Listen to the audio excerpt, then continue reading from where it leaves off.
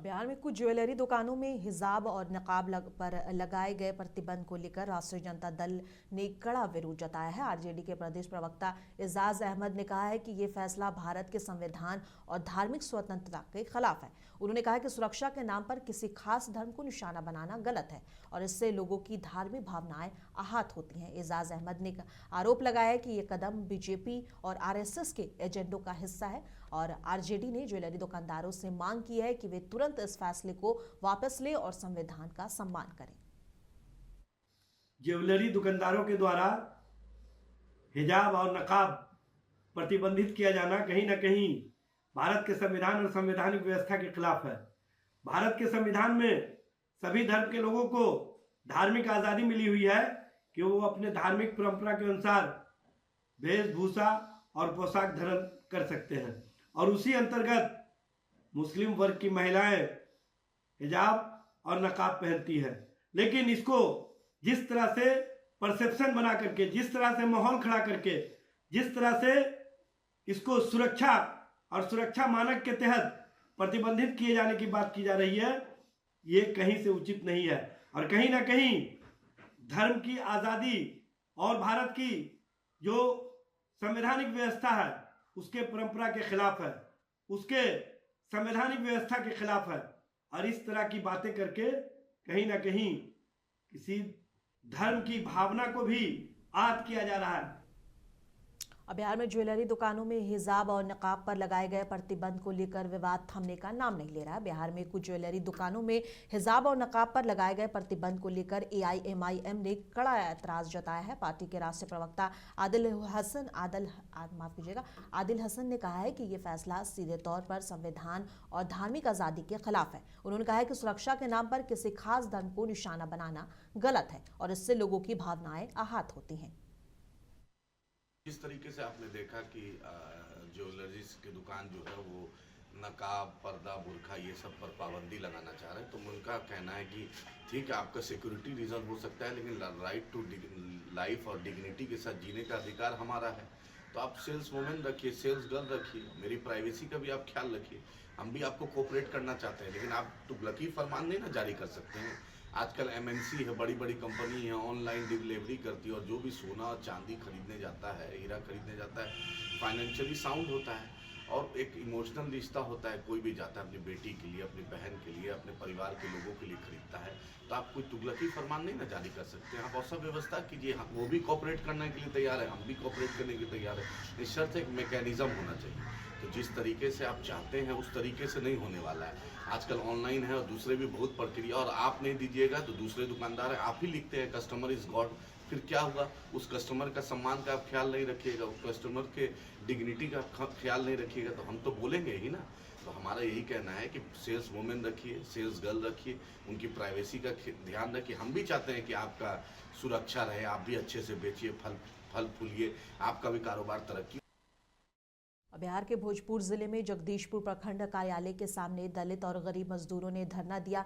ये धरना अखिल भारतीय खेत और ग्रामीण मजदूर सभा और मनरेगा मजदूर सभा की ओर से आयोजित किया गया। नेताओं ने कहा कि ठंड के मौसम में दलित गरीबों की बस्तियां उजाड़ी जा रही हैं, जो अमानवीय है और गैर कानूनी है। उन्होंने मांग की है कि बिना वैकल्पिक व्यवस्था के किसी को ना हटाया जाए और जहां लोग बसे हैं उन्हें जमीन का पट्टा दिया जाए। धरना देने वालों में मनरेगा की बहाली, प्रधानमंत्री आवास योजना की राशि बढ़ाने और मजदूर विरोधी कानून वापस लेने की भी मांग की गई है। अंत में प्रखंड विकास पदाधिकारी को मांग पत्र सौंपा गया। क्या सूचना दी गई है सरकार को? सरकार से हमारी यही मांग है कि जो आप बुलडोजर गरीबों पर चला रहे हैं, लेकिन यहीं के शहर में जो बड़े बड़े पूंजीपति हैं उनके घरों पर बुलडोजर नहीं चल रहा है। जो दबे कुचले लोग हैं, जो सड़कों के किनारे गुजर बसर कर रहे हैं, आप उनके ऊपर बुलडोजर चला रहे हैं। इसको रोकने के लिए हम लोग यहाँ पे आवेदन दिए थे, धरना प्रदर्शन किए थे। यही मुख्य मांग था? मुख्य मांग थी और भी मुख्य मांगे थी। जी राम जी जो आप लेकर ये नाम बदले हैं, ये नाम बदलने का ये विकास समझ लिए हैं, वो नाम बदलने का विकास। सूचना दी गई है सरकार को? सरकार से हमारी यही मांग है कि जो आप बुलडोजर गरीबों पर चला रहे हैं। और भोजपुर जिले के जगदीशपुर थाना परिसर में जनता दरबार के दूसरे चरण का आयोजन किया गया। इस मौके पर भोजपुर एसपी राज खुद पहुंचे और लोगों की समस्याएं सुनी। एसपी ने बताया कि जनता दरबार में बड़ी संख्या में लोग आए, जिनमें से कई मामलों का तुरंत समाधान किया गया और कुछ को जरूरी दिशा निर्देश दिए गए हैं। उन्होंने लोगों से अपील की है कि अपनी समस्या लेकर जनता दरबार में आए और हर संभव मदद की जाएगी। और बाइकर्स गैंग को लेकर एसपी ने कहा है कि शाम के समय चुनिंदा जगहों पर चेकिंग बढ़ाने के निर्देश दिए गए हैं। पुलिस जनता से बातचीत कर हर समस्या का समाधान करेगी। मुख्यालय के निर्देशानुसार आज मेरे द्वारा जगदीशपुर थाना में जनता दरबार कराया गया है। कई सारे यहाँ पे लोग आए हैं, जिनकी सारी जो समस्याएं थी उनको सुना गया है। कई सारे का निराकरण तत्काल कर दिया गया है, कुछ में दिशा निर्देश भी दिया गया है। जल्द सभी मामलों को देखा जा रहा है। लोगों से भी अपील है कि अपनी समस्याओं को हम लोग को समक्ष रखें। हम लोग का पूरा प्रयास रहेगा कि उसको हम लोग करें। सर बाइकर गैंग की सर यहाँ सवाल उठाया गया कि रास्ते कि कई लोगों द्वारा जो है सलाह दिया गया है कि कहीं कहीं पे चेकिंग की आवश्यकता है। तो एसडीपीओ और एसएचओ यहाँ पे हैं, उनको बताया गया है कि शाम के शाम जो चुनिंदा जगह है, हॉटस्पॉट जगह है, जो क्राइम पॉइंट ऑफ व्यू से वहाँ लगातार सडन चेकिंग कराया जाए और वैसे असामाजिक तत्वों को निरुद्ध किया जाए। सर एक शिकायत थाना फील्ड में आया, गाड़ी खड़ी है उसको लेकर भी आया, उसको एक अभी हम लोग को प्राप्त हुआ है जिसमें कि जो माइनिंग से जब्त जो गाड़ियाँ होती हैं, बालू की गाड़ियाँ हैं, वो स्कूल के फील्ड में जब्त किया गया है। उस संबंध में अभी हम लोगों ने इसको बोला गया है कि डिटेल्स निकालने के लिए कि उसकी क्या स्टेटस है। जल्द से जल्द उसका हम लोग ऑप्शन कराएंगे और अल्टरनेटिव रूप से भी हम लोग जगह देखते हैं कि उसमें अगर से उसको शिफ्ट कराने के, सो दैट कि बच्चों को यहाँ खेलने में। मधेपुरा जिले के मुरलीगंज थाना क्षेत्र में भैरोपट्टी वार्ड नंबर 14 से दर्दनाक खबर सामने आई है, जहां 32 साल की हिना परवीन की संदिग्ध परिस्थितियों में मौत हो गई। उनका शव मंगलवार सुबह घर से लगभग 500 मीटर दूर बांसबाड़ी स्थित भूसा घर से मिला। परिजन का आरोप है कि 3 जनवरी को 2 लोग चंदन और कुंदन हिना को घर से ले गए थे। परिजनों ने उनके साथ गंभीर अपराध कर हत्या किए जाने का आरोप लगाया है। वहीं मृतका की मां ने बताया कि लगभग 2 महीने पहले भी हिना परवीन को इसी तरह की धमकियां दी गई थी। पुलिस ने शव को पोस्टमार्टम के लिए भेजकर मामले की जांच शुरू कर दी है। अभी तक कोई भी आरोपी गिरफ्तार नहीं हुआ है। पुलिस सभी बिंदुओं पर पड़ताल कर रही है। देखिए ग्राउंड से हमारे संवाददाता मुनाजिर आलम की ये रिपोर्ट। ये जो वेंडिंग जोन देख रहे हैं, ये वही वेंडिंग जोन है जहां 3 दिन से लापता हिना परवीन का शव बरामद हुआ था। हालांकि कई परिजनों का जो आरोप है, उनके साथ हैवानियत का शिकार हुआ। कई दरिंदों ने मिलकर उनके साथ दुष्कर्म की घटना को अंजाम दिया है। अभी लेकिन पुलिस हर एंगल पर जांच कर रही है और जांच के बाद ही खुलासा होगा। लेकिन आरोप है कि उससे पहले भी उस महिला के साथ मारपीट किया गया था, उसको बांध करके पीटा गया था। लेकिन 3 जनवरी की रात जो घटना घटी वो सबसे दर्दनाक घटना घटी। कौन कौन उठा के ले गया था? ओ बाबू चंदनमा नाम छे, कुंदनमा नाम छे। यही मचान पर उठा के ले गया। हाँ, क्या मांग करते हैं पुलिस प्रशासन से? पुलिस प्रशासन से हम चाहे छी ओकरा सजा मार, जना हमरा बेटी के मारलकै मार, सबो बच्चा के परिवर्तन। और कटिहार जिले में पिछले 15 दिनों से पड़ रही कड़ाके की ठंड ने किसानों के लिए मुसीबत खड़ी कर दी है। शीतलहर और घने कोहरे का सबसे ज्यादा असर आलू और सरसों की फसलों पर दिख रहा है। जिले के करीब 8,000 हेक्टेयर में लगी आलू की खेती झुलसने लगी है, जबकि 13,000 हेक्टेयर में सरसों की फसल को भी नुकसान की आशंका है। विशेषज्ञों के मुताबिक 10 से 15% तक उत्पादन घट सकता है। वहीं 78,000 हेक्टेयर में लगी मक्का की फसल की बढ़वार धीमी हो गई है। हालांकि 16,000 हेक्टेयर में लगी गेहूं की फसल फिलहाल सुरक्षित बताई जा रही। कृषि विभाग ने किसानों को सलाह दी है कि शाम के समय हल्की सिंचाई करें और जरूरी दवाओं का छिड़काव कर फसल को जरूर बचाएं। में खराब है, मक्का का सेहत थोड़ा बहुत अच्छा है और गेहूं का खेत सेहत बहुत अच्छा है और तिलहन का थोड़ा प्रभावित होगा। तो इसमें किसको मानते हैं कितना प्रतिशत का नुकसान हो सकता है? नुकसान नहीं होगा, क्योंकि गेहूं के लिए तो ये अच्छी है। जो जितना टेम्परेचर नीचे आएगा उतना बढ़िया है। जिब्रेलिक एसिड का निर्माण होता है, जिससे कि फल फूल पौधों के लिए आवश्यक है। मक्का की खेती के लिए भी किसानों को चिंता करने की ज़रूरत है, लेकिन आलू की खेती के लिए नियंत्रण बचाव के तरीके अपनाना चाहिए, जिससे कि फसल को बचाया जा सके। 0.1% जो सल्फर है उसका छिड़काव अपनी फसलों पे कर सकते हैं। इससे ठंड का प्रकोप कम होगा। यहाँ पर किसान भाई ध्यान ये भी रखना चाहिए कि खेतें जो हैं वो खरपतवार से मुक्त रहें जिससे कि ठंड का प्रकोप कम हो खेतों पर।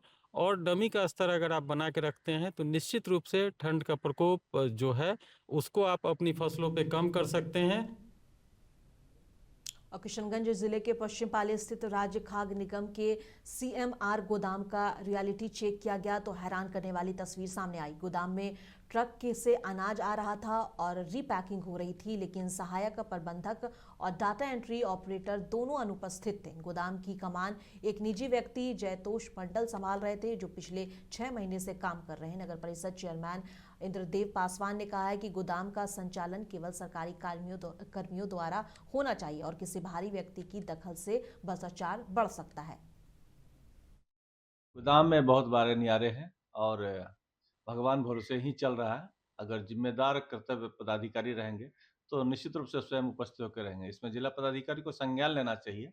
जो खाद्यान्न महत्वपूर्ण योजना है सरकार की, कोई व्यक्ति भूखा ना मरे, और खाद्यान्न के वितरण के लिए जो खाद्य आता है उसे राम भरोसे छोड़ दिया गया है। अपने किसी अधीनस्थ कर्मी के बदौलत नहीं, वो अपने परिवार के लोगों के द्वारा, अपने निजी स्टाफ के द्वारा इसको संचालित करना यह जघन्य अपराध है और निश्चित ही किसी घालमेल का संकेत है। ये भी नहीं थी कि AGM है कि नहीं है। फोन पे जब उनसे बात की गई, उनके द्वारा बताया गया कि मेरे बच्चे की तबीयत बहुत ज़्यादा खराब है, तो सर हम सूचना नहीं दे पाए। तो फिर इसके विषय में ऑफिस से पूछा गया कि कोई रिटर्न में आप लोग को आवेदन दिया गया है यहाँ पे, तो बताया गया कि रिटर्न में आवेदन नहीं है। तो उस संबंधित AGM के ऊपर हम लोग शोकॉज कर रहे हैं, जो प्राइवेट व्यक्ति कौन है और कैसे वो गोदाम में काम कर रहे हैं। डाटा एंट्री ऑपरेटर भी वहाँ नहीं थे। डाटा एंट्री ऑपरेटर भी नहीं थे। दोनों पे शोकॉज किया जाएगा। डाटा एंट्री ऑपरेटर का एक ही गोदाम है फंक्शनल, किशनगंज के लिए वो प्रतिनियुक्त हैं, उनको तो निश्चित रूप से होना चाहिए। तो दोनों। भागलपुर के जिलाधिकारी डॉक्टर नवल किशोर चौधरी ने आज सबोर प्रखंड के रजंडीपुर और फड़का और तरारा पंचायत सहित कई कार्यस्थलों का दौरा किया। उन्होंने किसानों से मिलकर KYC और फार्मर रजिस्ट्रेशन कार्य की प्रगति का फीडबैक लिया। बिहार के सभी प्रखंडों और पंचायतों में किसान सलाहकार और राजस्व कर्मचारी हर किसान का KYC और FR कर रहे हैं। FR और KYC PM किसान सम्मान निधि और अन्य कृषि योजनाओं का लाभ लेने के लिए जरूरी है।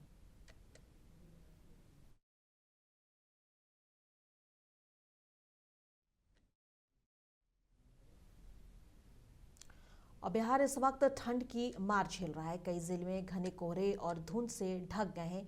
कई जगहों पर न्यूनतम तापमान 3 से 4 डिग्री तक गिर गया है। कोहरे के कारण दृश्यता कम हो गई है और सड़क और रेल यातायात प्रभावित हुआ है। लोग गर्म कपड़े पहनकर और अलाव के पास बैठकर ठंड से बचने की कोशिश कर रहे हैं। प्रशासन ने अलाव और कंबल की व्यवस्था की है, लेकिन लोगों को भी अभी काफी परेशानी का सामना करना पड़ रहा है।